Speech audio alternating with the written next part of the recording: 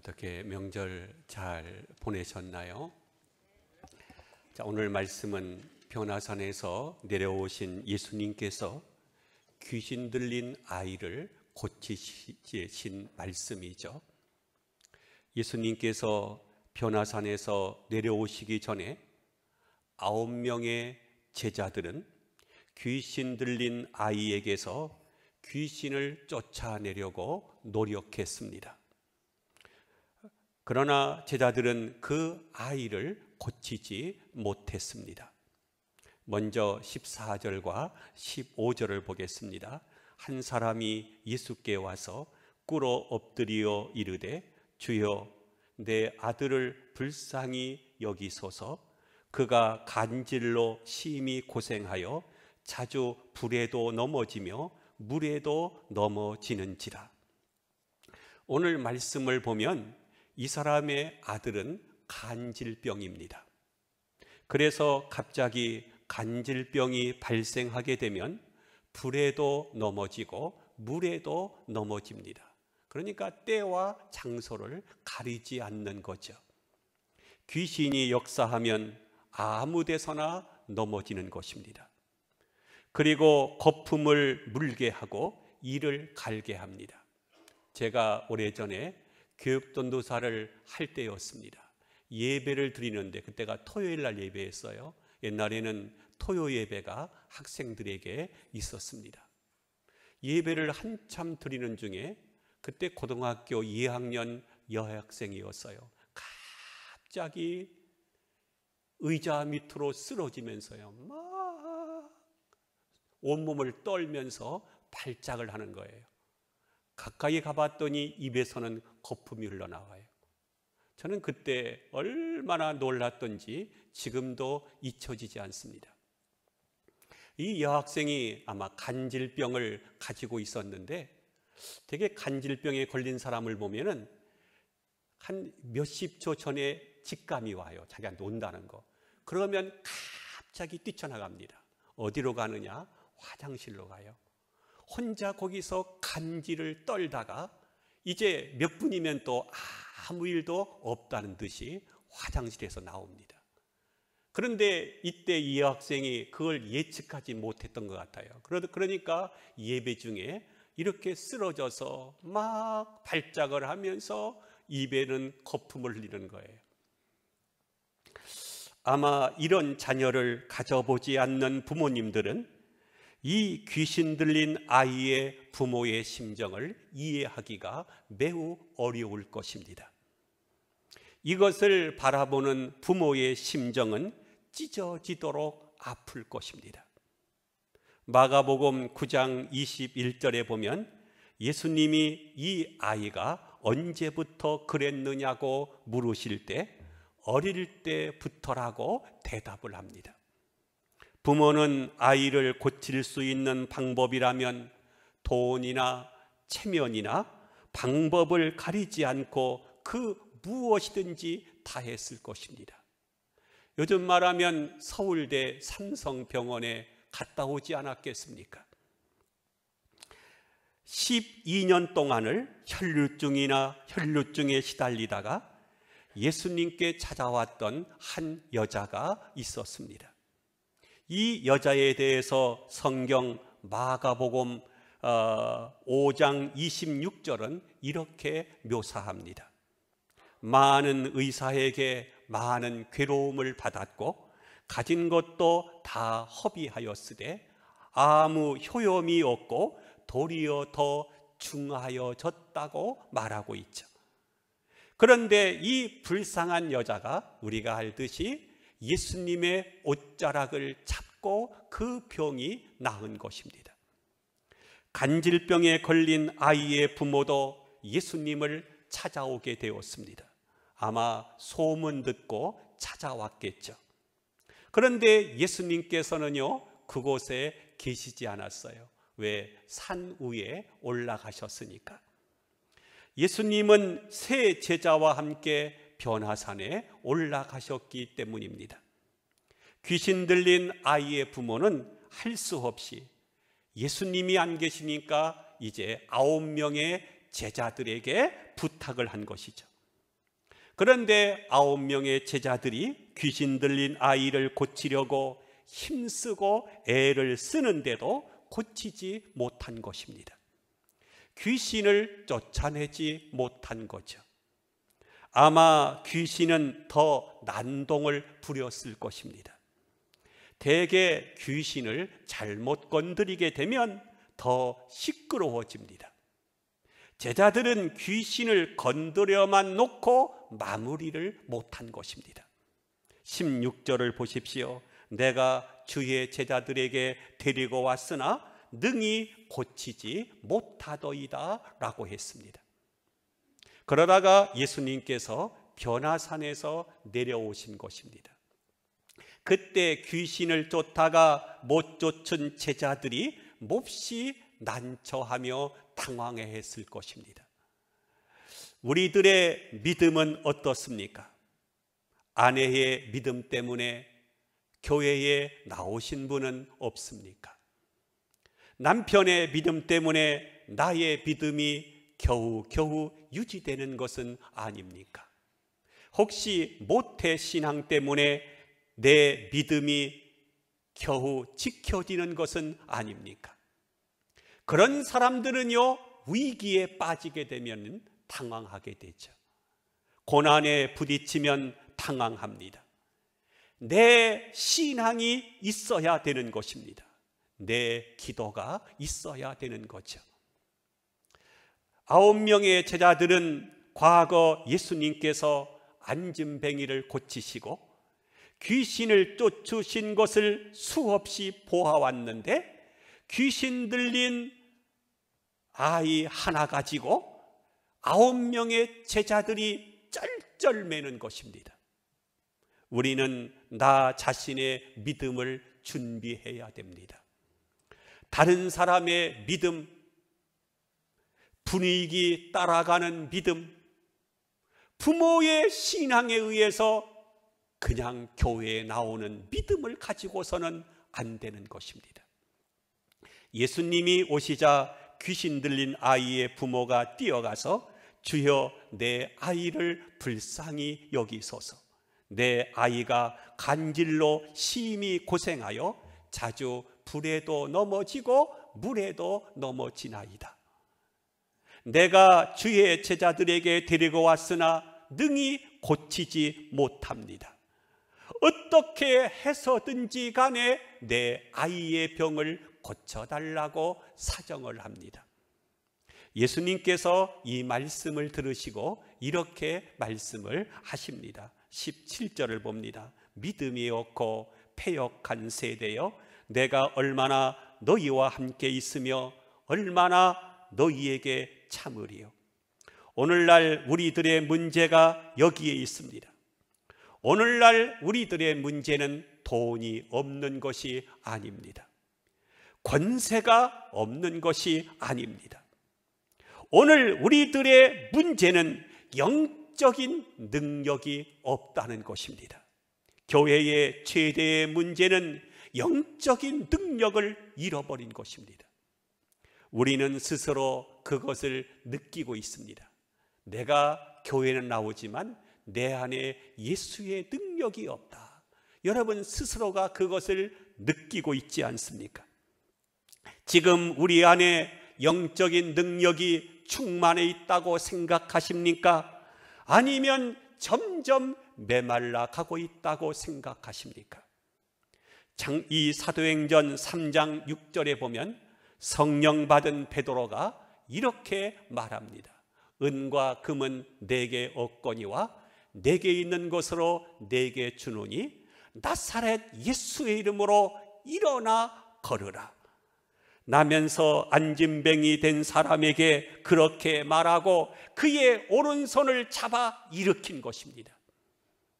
그러자 그의 발목이 곧 힘을 얻어서 걷고 뛰며 성전으로 들어가면서 하나님을 찬송했다고 했습니다.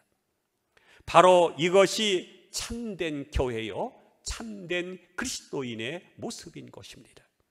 안진뱅이와 같은 우리 인생이 예수 그리스도를 만남으로 인해서 힘을 얻고 일어나서 걷기도 하고 뛰기도 하면서 걸어가는 교회. 죽음과 절망과 좌절의 현실 속에서도 기쁨이 충만한 얼굴로 뛰어가는 성도들을 보게 됩니다. 사도행전의 이 장면은 교회의 능력과 그리스도인의 참된 능력을 보여주고 있습니다. 우리 그리스도인이 소유한 진정한 능력은 은과 금의 능력이 아니라 바로 나사렛 예수 그리스도의 이름의 능력인 것을 믿으시기를 바랍니다. 땅의 능력이 아니라 하늘의 능력인 것입니다. 인간의 능력이 아니라 하나님의 능력인 것입니다. 오늘날 교회는 이렇게 건물이 있잖아요. 초대교회는 무슨 이런 건물이 있습니까? 그냥 가정집이 교회였어요. 그런데 초대교회는 능력이 있었습니다. 오늘날 우리들의 교회는 어떻습니까? 교회에 성전도 있고 교인들도 많습니다. 교인이 많으니 헌금이 많이 들어와서 교회는 재력도 어느 정도 가지고 있습니다. 그리고 사회적인 신분이 있는 사람들이 교회에 오기 때문에 교회는 세상적인 영향력도 어느 정도 가지고 있습니다. 그러나 놀라운 사실은 교회가 세상적인 능력, 돈의 능력, 은과 금의 능력은 많아지고 있는 것에 비해서 영적인 능력은 점점 쇠퇴해져 가고 있다는 것입니다. 잠깐 세상을 보시기 바랍니다. 곳곳에 크고 작은 전쟁과 테러가 일어나고 있습니다. 마태복음 24장 7절에 곳곳에 기근과 지진이 있으리라고 했는데 주님이 곧 오시는 것이 아닌가 할 정도로 세계 곳곳에 지진과 기근이 일어나고 있으며 전쟁과 갈등의 함성이 일어나고 있습니다. 그뿐만 아니라 이 땅에 마약과 폭력, 그리고 특별히 이단들이 마지막 때가 되어서 기승을 부리고 있습니다. 이러한 세상에 반하여 교회는 어떻습니까? 여러분, 지치고 무기력한 모습으로 역사의 뒷전에 물러나 있는 것을 보게 됩니다. 16절을 보십시오. 주의 제자들에게 데리고 왔으나 능히 고치지 못하더이다. 여기 주의 제자들에게라고 하는 말 대신에 성도라고 하는 말을 넣어도 될 것입니다. 내가 주의 성도들에게 데리고 왔으나 능히 고치지 못하더이다. 세상을 변화시킬 능력이 없는 성도는 더 이상 성도가 아닙니다. 사탄의 세력을 대적하고 모든 마귀의 역사를 막아내고 추방할 수 없는 성도라고 하면 더 이상 성도가 아닐 것입니다. 인간의 영혼을 구원할 수 없는 성도라면 더 이상 성도가 아닌 것입니다. 그것은 하나의 세상적인 집단에 불과할 뿐입니다. 왜 제자들이 귀신 들린 아이를 고치지 못했을까요? 먼저는 그들의 믿음이 작은 까닭이기 때문입니다. 20절 말씀을 봅니다. 이르시되 너의 믿음이 작은 까닭이니라. 저를 따라 합시다. 너의 믿음이 작은 까닭이다. 여러분, 이들에게 귀신을 쫓아낼 능력이 없었던 것이 아닙니다. 예수님께서는요, 이미 그 능력을 제자들에게 주셨습니다. 마태복음 10장 1절에 보면 예수께서 그의 12 제자를 부르사 더러운 귀신을 쫓아내며 모든 병과 모든 악한 것을 고치는 권능을 주시니라. 12 제자를 보내시면서 이미 그 능력을 주셨다고 성경은 말씀하고 있습니다. 예수님께서 이미 주셨습니다. 그런데 그들은 귀신을 쫓아낼 수 있다는 사실을 믿지 않은 것입니다. 예수님이 제 아들에게 제일 먼저 주신 능력은 성경을 가르치는 능력이 아니었습니다. 귀신을 쫓아내며 모든 약한 것과 병을 고치는 능력을 먼저 주신 것입니다. 그러나 제자들이 이 능력을 직접 사용하지도 않았고 그리고 믿지도 않았습니다.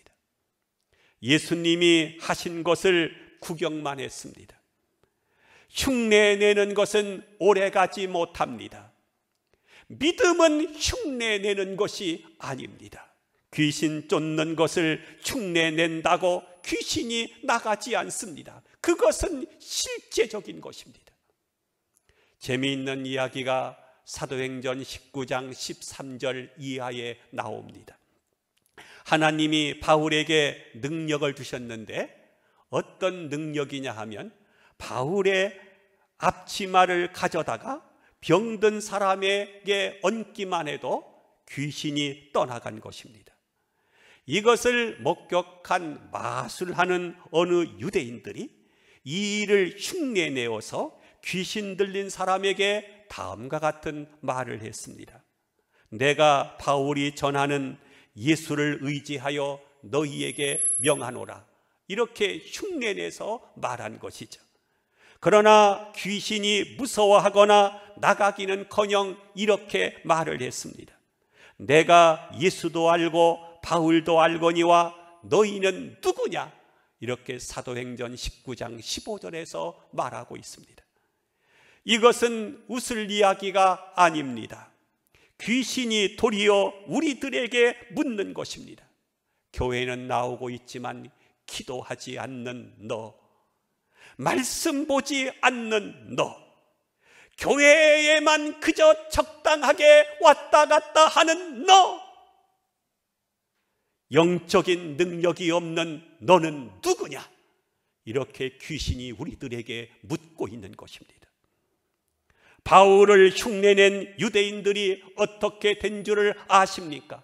사도행전 19장 16절을 보면 악기 들린 사람이 그들에게 뛰어올라 눌러 이기니 그들이 상하여 벗은 몸으로 그 집에서 도망하는지라 라고 했습니다.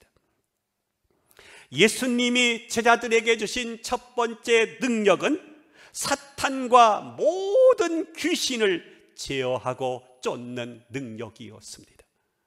마가복음 16장 17절 이하에 이런 말씀이 나옵니다. 믿는 자들에게는 이런 표적이 따르리니 곧 그들이 내 이름으로 귀신을 쫓아내며 새 방언을 말하며 뱀을 집어 올리며 무슨 독을 마실지라도 해를 받지 아니하며 병든 사람에게 손을 얹은 즉 나으리라. 믿는 사람들에게 이러한 능력을 주셨다고 했습니다. 그러나 실제는 어떻습니까? 모든 그리스도인들이 이러한 능력을 소유하고 있습니까? 어떤 사람은 이런 능력이 주어졌는지조차 알지 못하고 살아갑니다. 또 어떤 사람은 사탄의 꾀임에 빠지고 그 공격에서 헤어나지를 못합니다. 하나님께서 귀신의 역사를 이길 수 있는 능력을 우리들에게도 주신 줄 믿으시기를 바랍니다. 하지만 많은 사람들이요 이것을 활용하지 않고 있습니다. 사랑하는 성도 여러분, 우리 안에 사탄의 능력을 이길 수 있는 능력이 있다는 것을 믿으시기를 축원합니다. 그리고 다른 사람에게 든 귀신을 쫓아낼 수 있는 능력이 있다는 것도 믿기를 바랍니다. 예수의 이름으로 명하노니 귀신아 그에게서 떠나가라. 이렇게 명령해 보십시오. 내 이름이 아니라 예수의 이름으로 명령해 보십시오. 그러면 떠나가게 될 것입니다. 믿으시기를 축원합니다. 하나님이 우리에게 예수 그리스도의 이름의 능력과 권세를 우리에게 주신 것입니다. 그런데 9명의 제자들은 이것을 믿지 않았습니다. 그런 상황에 부딪혔을 때에 오히려 당황했고 두려워했습니다. 우리는 예수를 믿고 구원을 받았습니다. 그리고 하나님의 자녀가 되었습니다. 여기까지만 믿지 마시고 사탄의 모든 세력을 이길 수 있는 능력을 받았다는 것도 믿으시기를 바랍니다. 그리고 그 능력을 사용할 수 있기를 바랍니다. 내 마음에 마귀의 유혹과 공격이 올 때 우리가 그것을 이길 수 있는 믿음을 가졌다는 것을 믿기를 바랍니다. 제자들의 이런 상황에 대해서 들으신 예수님께서 믿음이 없고 패역한 세대요 라고 하시면서 귀신 들린 아이를 내게로 데려오라고 말씀을 하셨습니다. 그리고 그 귀신을 꾸짖으십니다. 18절을 보겠습니다. 이에 예수께서 꾸짖으시니 귀신이 나가고 아이가 그때부터 나으니라. 할렐루야. 우리는 마귀를 대적해야 됩니다. 그리고 꾸짖어야 하는 것입니다. 기도와 말씀과 또 믿음과 성령의 능력으로 담대하게 사탄의 역사를 대적하고 더러운 귀신을 꾸짖어야 합니다. 그 순간 그 아이는요 정상으로 돌아왔습니다. 놀라운 일이 일어난 것입니다. 귀신을 쫓는데 실패한 제자들이 조용히 예수님께 나와서 이렇게 물었습니다. 19절을 봅니다. 이때의 제자들이 조용히 예수께 나와 이르되 우리는 어찌하여 쫓아내지 못하였나이까. 제자들은 앉은 이 많은 사람들이 있는 데서 묻기가 부끄러우니까 조용히 예수님을 따로 만나서 우리는 왜 안 됩니까? 라고 물어본 것입니다. 이것은 단순히 귀신을 쫓지 못했다는 문제에만 국한되는 것은 아닐 것입니다. 주님, 우리는 왜 안 됩니까? 능력도 있고 병도 고치고 기적을 일으키면 좋겠는데 우리는 왜 안 됩니까? 죄를 안 지으면 좋겠는데 우리는 왜 안 됩니까?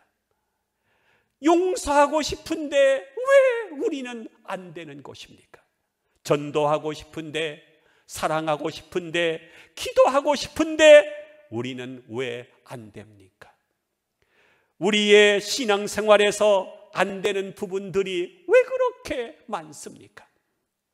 20절에서 거기에 예수님의 대답이 나와 있습니다. 우리 한번 20절 말씀을 다 같이 우리 합독을 하겠습니다. 시작. 이르시되 너희의 믿음이 작은 까닭이니라. 진실로 너희에게 이르노니 만일 너희에게 믿음이 겨자씨 한 알만큼만 있어도 이 산을 명하여 여기서 저기로 옮기라 하면 옮겨질 것이고 또 너희가 못할 것이 없으리라. 여러분, 그렇습니다. 우리의 신앙생활의 궁극적인 문제는요 믿음의 문제입니다.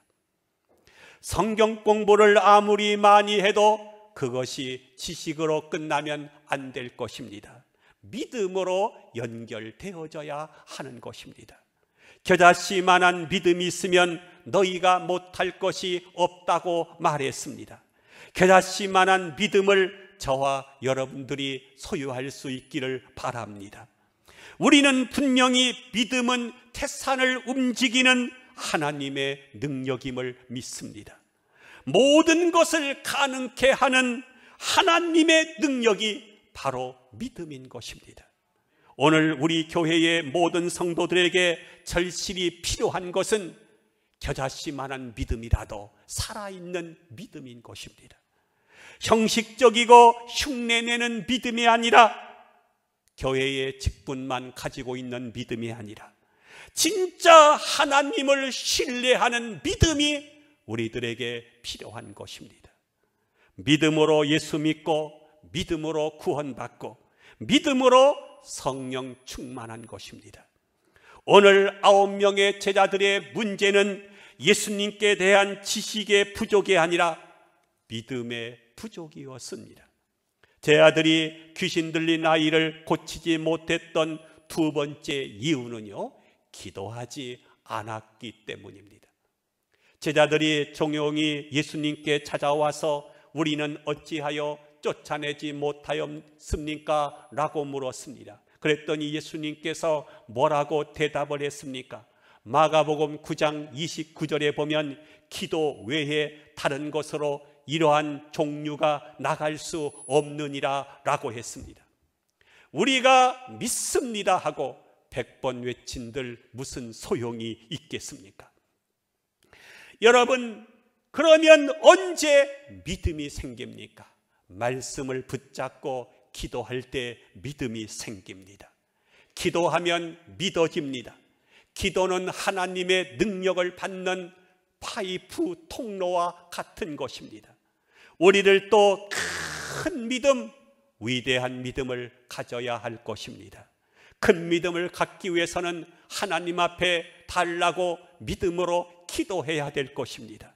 우리의 믿음과 기도가 모든 사탄의 세력을 물리치고 승리할 수 있기를 주님의 이름으로 축원함을 드립니다.